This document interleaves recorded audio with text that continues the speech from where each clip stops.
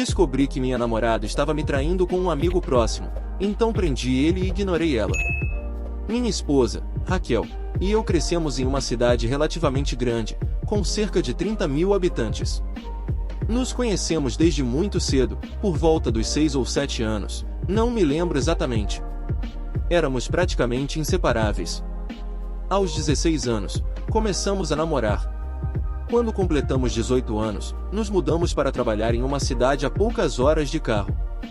Aos 20 anos, já estávamos casados e tínhamos comprado nossa primeira casa. Aos 22 anos, descobrimos que ela estava grávida de um menino. Foi então que o desastre aconteceu. Cerca de 5 semanas antes de ela entrar de licença maternidade, uma grande estante desabou e a esmagou. Disseram-me que tanto ela quanto nosso filho foram mortos instantaneamente.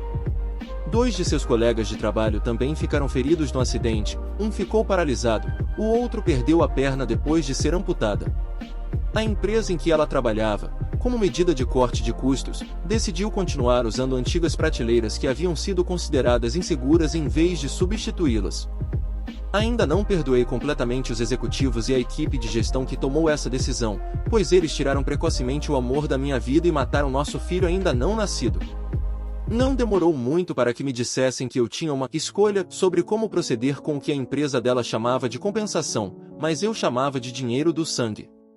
Eles queriam chegar a um acordo fora dos tribunais para evitar um processo. Eu, por outro lado, estava atrás do sangue deles.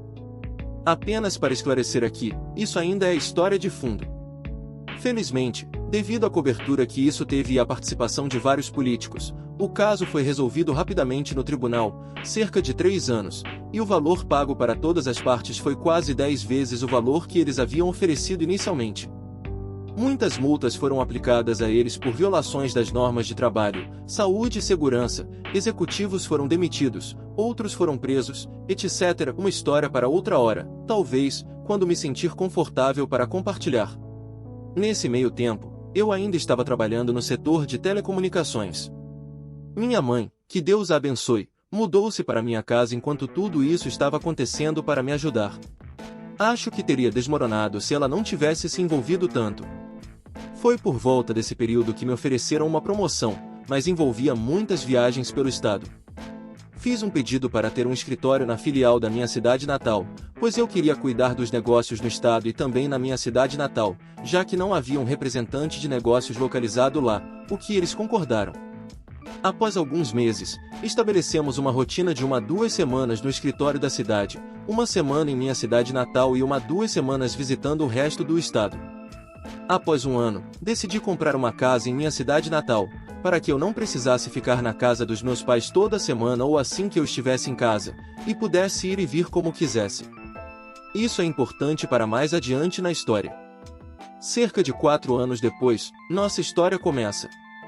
Desculpe se a história de fundo foi um pouco longa. Acabei de retornar de uma das minhas viagens na sexta-feira e estava verificando algumas coisas no meu escritório quando Harry, o diretor-gerente da filial, entrou. Crescemos juntos, mas frequentamos escolas diferentes, mas desde que voltamos, desenvolvemos uma amizade muito próxima. Ele perguntou como estavam as coisas e depois me convidou para uma festa em sua casa naquela noite. Foi uma proposta de última hora, mas eu disse sim. Senti que umas bebidas com amigos eram necessárias. Foi lá que Harry me apresentou a Catherine. Ela era uma nova contratada na filial onde ficava o escritório da minha cidade natal e estava conhecendo todos, sendo nova na cidade. Nós nos demos muito bem imediatamente. Por mais clichê que pareça, era quase como se Raquel estivesse na minha frente, em vez de Catherine. Não vou aborrecê-lo com muitos detalhes, mas depois de 2 anos de namoro, decidimos dar o próximo passo, e ela se mudou para a casa da minha cidade natal. Até esse ponto, tudo estava indo muito bem. Catherine se dava bem com meus pais, e os pais de Raquel também aprovavam e estavam felizes por alguém me fazer feliz como Raquel havia feito. Tudo estava indo bem por quase 1 ano, quando as coisas começaram a mudar. As sessões no Skype eram interrompidas repentinamente, os vizinhos me contavam sobre um carro, descrito para mim como se fosse o de Harry, que sempre era visto estacionado no beco dos fundos perto da minha casa sempre que eu estava ausente. Algumas roupas que não eram minhas estavam no meu guarda-roupa. Todos os sinais apontavam para ela me traindo, mas ela dizia que nada estava acontecendo. Ela dizia que Harry vinha ocasionalmente para discutir negócios, etc., mas nunca passava a noite. Eu atribuía isso à minha paranoia e continuava como se nada estivesse errado, mas sempre havia esse sentimento de que algo não estava certo. Cerca de 6 meses depois, descobri que ela havia mentido para mim. Eu havia acabado de fechar um contrato bastante grande com uma nova empresa, e as negociações haviam terminado mais cedo do que eu havia previsto.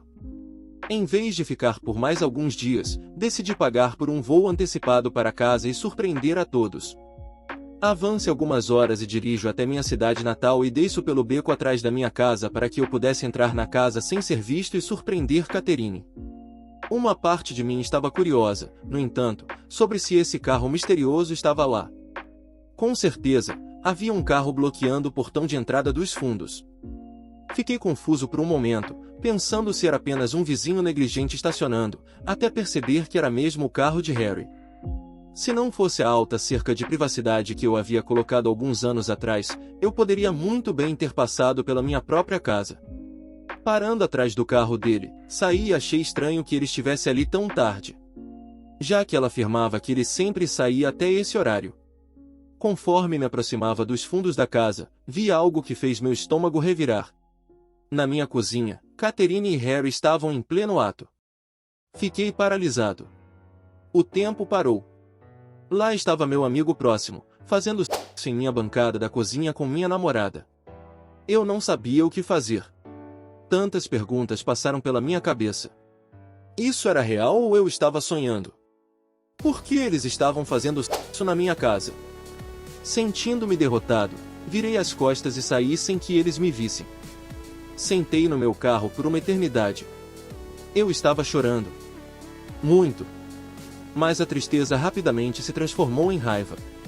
O mesmo tipo de raiva que senti em relação àqueles responsáveis pela morte de Raquel. Eu queria machucá-los. Muito. Como pacifista, eu não acredito em violência. Foi então que eu soube que iria puni-los e destruir suas vidas. E qual melhor momento para começar do que agora? Movi meu carro de volta para o beco, longe o suficiente da minha entrada para que eu ainda pudesse ver o carro de Harry, e depois voltei para o portão de onde eu podia ver dentro da casa e liguei para o telefone dela. Eles ainda estavam ocupados quando o telefone tocou. Ambos olharam o identificador de chamadas e se surpreenderam quando meu nome apareceu. Eu podia ver que ela estava considerando atender e eles deixaram tocar. Depois de alguns momentos, eles voltaram a se ocupar, e eu liguei novamente. Desta vez, ela atendeu. Enquanto ela atendia, desliguei e voltei para o meu carro.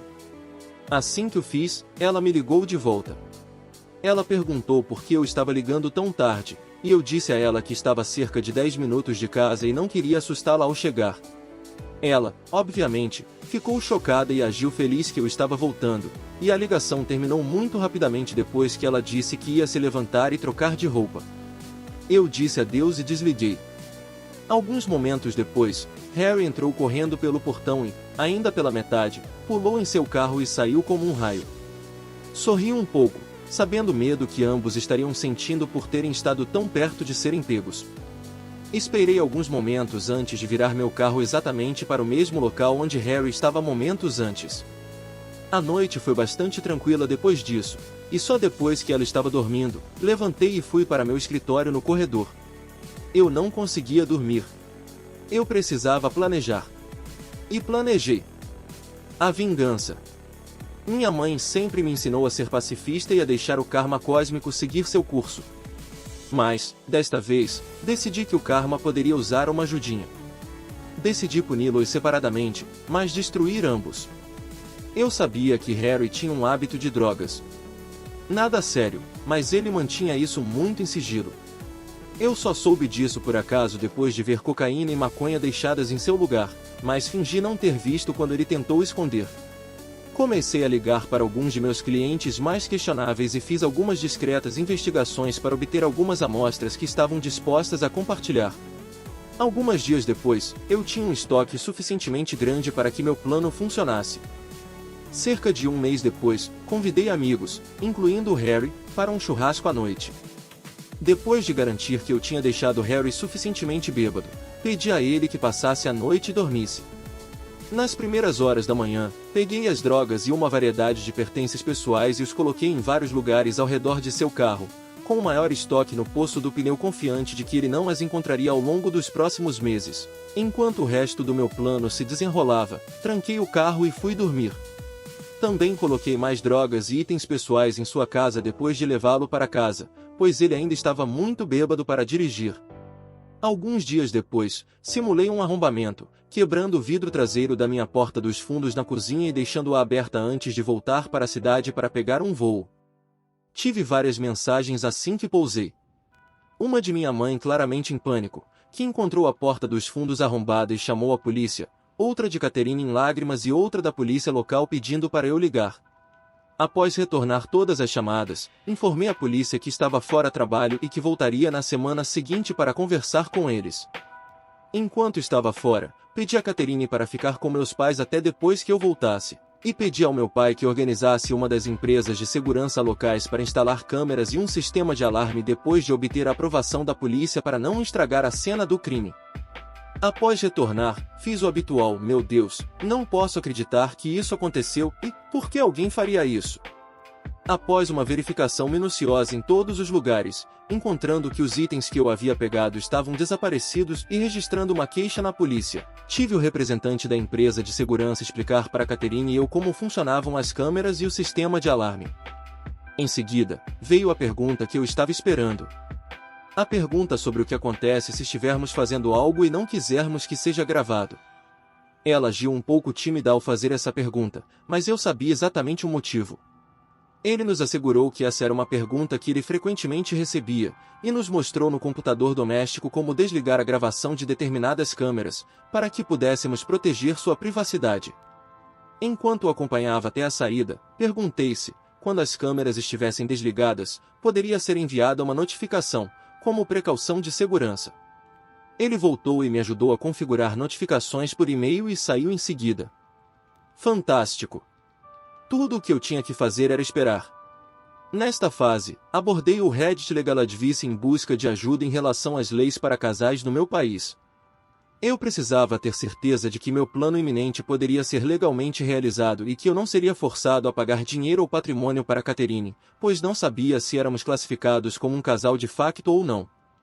Sendo o único beneficiário do patrimônio de Raquel, eu não queria ter surpresas desagradáveis em que Catherine pudesse reivindicar parte do patrimônio. Um agradecimento especial a essas pessoas, pois eles me ajudaram a entrar em contato com um ótimo advogado que me assegurou que, devido ao fato de estarmos namorando há quase 4 anos, não tínhamos morado juntos tempo suficiente para sermos classificados como de facto, e porque eu estava pagando todas as contas da propriedade em que ela morava e ela não pagava aluguel. Isso mostrava que ela não tinha base legal para fazer uma reivindicação financeira contra mim. Apenas para ter certeza, no entanto, ele redigiu o que considerei um documento bastante sólido, caso houvesse algum problema legal. Na semana seguinte, meu trabalho se aproximou de mim e me ofereceu uma promoção para voltar para a cidade e liderar a equipe da qual eu fazia parte, o que significava que eu não precisaria viajar com tanta frequência e estaria em um local e, devido ao sucesso de estar localizado em minha cidade natal, eles estavam considerando ter de 3 a 5 representantes passando 1 ou 2 semanas nas cidades circunvizinhas maiores, incluindo minha cidade natal, como parte da minha equipe. Eu disse sim e comecei o processo de iniciar minha transferência, que levaria cerca de 6 semanas. Perfeito! Mais do que tempo suficiente para reunir todas as minhas evidências. Ao voltar para minha cidade natal na semana seguinte, comecei a colocar em movimento o restante do meu plano. Pedi a Harry que aprovasse uma semana de férias para Catherine daqui a 2 semanas. Eu queria enviá-la e algumas amigas para um retiro antes de tomar a decisão mais importante da minha vida pela segunda vez. Ele concordou e bloqueou a semana para mim. Pedi a ele para não contar a ninguém, pois queria fazer uma surpresa o maior que pudesse. Eu sabia que, independentemente, a notícia se espalharia pelo escritório, mas esse era o meu plano. Naquela noite, disse a Catherine que havia reservado um spa tropical para ela e 2 amigas, todas as despesas pagas por uma semana. Sem perguntas, escolha 2 amigas e volte para a maior surpresa de sua vida. Ela gritou como uma criança a quem acabaram de dizer que todas as guloseimas da loja eram dela para pegar. Então, eu disse a ela que, na semana seguinte, eu passaria na cidade, preparando-me para um grande cliente, que era uma das minhas maiores contas, e precisava de algumas pessoas da minha equipe para ajudar antes de voar na semana seguinte. E eu não estaria em casa até a segunda-feira em que ela estava saindo, então eu não poderia vê-la, o que pareceu decepcioná-la, mas eu disse a ela que valeria a pena quando ela voltasse. O que eu não disse a ela foi que decidi tirar 2 semanas de férias do outro lado do país, me preparando mentalmente para a tempestade que estava prestes a estourar no momento em que ela colocasse os pés no avião, além de aproveitar minha primeira etapa de liberdade. No domingo, 2 semanas depois, voei de volta e comecei a dirigir para casa. Depois de chegar lá, dei uma passada rápida na minha casa e, com certeza, o carro de Harry estava lá. Como na primeira noite em que os peguei, estacionei um pouco mais distante e verifiquei as câmeras. Dormindo, na minha cama. Sem surpresa, honestamente, pois eu os havia gravado constantemente fazendo isso ao longo das 2 semanas em que estive ausente. Em seguida, fiz minha primeira ligação para a polícia bloqueando meu identificador de chamadas. Eu disse a eles que era um dos meus vizinhos e vi alguém rondando em seu carro no beco atrás da minha casa e ocasionalmente passando algo pelas janelas para carros que passavam, enquanto também olhava para o meu quintal, e estava preocupado que estivessem vendendo drogas ou prestes a invadir a propriedade de alguém. Dei a eles a placa do carro e a descrição. Eles disseram que teriam alguém lá em alguns minutos, então agradeci e desliguei. Em seguida, liguei para Catherine e disse a ela que estava a cerca de 10 minutos de casa e que sabia que ela estava voando no dia seguinte, mas estava desesperado para surpreendê-la. Olhando agora para as imagens, rio da agitação que, surpreendentemente, não ouvi. Em poucos segundos, Harry estava semi-metido e saindo correndo pela porta dos fundos em direção ao carro dele. Nesse ponto, eu não poderia ter pedido por uma cena mais perfeita. À medida que Harry partia, um dos carros de polícia dobrava a esquina atrás de mim, via Harry dirigindo rápido e o perseguia. Depois de entrar, cumprimentar uma Catherine animada e fazer todas as coisas de casal, ela adormeceu novamente. Eu, por outro lado, não conseguia dormir nem um piscar de olhos. No dia seguinte, ela e suas amigas foram colocadas em um carro. Depois de dirigirem, tive que esperar algumas horas, mas comecei a executar meu plano. Liguei para o meu amigo, que era um carregador de mudanças, e pedi desculpas pela falta de aviso, mas precisava que meu lugar fosse empacotado e mudado na sexta-feira. Depois de concordar com o horário, disse a ele que precisaria levar algumas caixas para uma instalação de armazenamento, o que ele disse que não seria problema. Então comecei a empacotar as coisas de Catherine. Mais tarde naquele dia, recebi uma ligação da polícia para identificar alguns pertences que eles haviam apreendido de um suspeito na noite anterior, que se encaixava na descrição dos itens que eu havia relatado como roubados. Sorri comigo mesmo, feliz por ver que meu plano para Harry havia dado frutos, e respondi que estaria lá em breve para recolhê-los. Claro, quando cheguei lá, alguns dos itens ainda não estavam contabilizados, pois deviam estar em sua casa e a polícia ainda não havia feito buscas lá. Nesse ponto, a cidade estava agitada com as notícias. Os eventos na minha cidade natal não permanecem em segredo por muito tempo. Harry foi desonrado e demitido imediatamente por posse de drogas e propriedade roubada, e nossos respectivos chefes em nome da empresa me fizeram um pedido de desculpas formal durante a semana. Naquela noite, fui à casa dos meus pais e contei aos meus pais e aos pais de Raquel o que havia acontecido, omitindo certos detalhes, e que estava voltando para a cidade após ser promovido, mas Catherine não faria parte disso. Eles ficaram inicialmente chateados por não tê-los informado do que estava acontecendo, mas ficaram felizes por eu estar lidando com tudo de maneira madura e não ter descido ao nível deles, embora não concordassem com o afastamento de Catherine. Mas depois de algumas bebidas, risadas e lágrimas, fui para casa. Na sexta-feira à tarde, após uma semana movimentada organizando faxineiros para a semana seguinte, a imobiliária para colocar minha casa no mercado de aluguel e várias outras tarefas no escritório da minha cidade natal, empacotei algumas coisas no meu carro e fui para a casa dos meus pais e me despedi antes de dirigir. Antes de sair, fui até a casa da Beck. Beck havia sido uma das amigas mais próximas de Raquel desde a infância. Ela era a única outra pessoa que sabia o que estava acontecendo, com exceção dos detalhes sobre Harry. Sem a ajuda dela, eu não teria sido capaz de organizar tudo tão rapidamente como fiz. Dei a Beck uma pasta grande com as provas que reuni sobre a traição dela, bem como a carta e alguns outros documentos legais do meu advogado afirmando que ela estava proibida de entrar em contato comigo, e os detalhes de como acessar seus pertences localizados na unidade de armazenamento que eu havia alugado. Depois de uma despedida rápida, parti e voltei para a cidade. No domingo, acordei com várias ligações não atendidas, mensagens de voz e mensagens de texto. Acontece que Catherine havia voltado para casa mais cedo após ser alertada sobre algo acontecendo na cidade, apenas para encontrar uma casa vazia e uma placa de aluga-se na frente. Aflita, ela foi até a casa dos meus pais, que fecharam a porta na cara dela no momento em que atenderam, forçando-a a ligar para todo mundo até que conseguisse ser contatada de alguma forma por Beck informada de que tinha um pacote para ela. Fui informado de que ela não reagiu bem a isso, como eu já sabia naquele ponto, graças às inúmeras mensagens de texto e mensagens de voz raivosas dela me acusando de armar para Harry, de ser enganador, etc.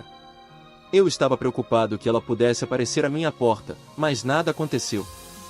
5 semanas após sair e ter sido promovido, escrevo isso para você, querido leitor.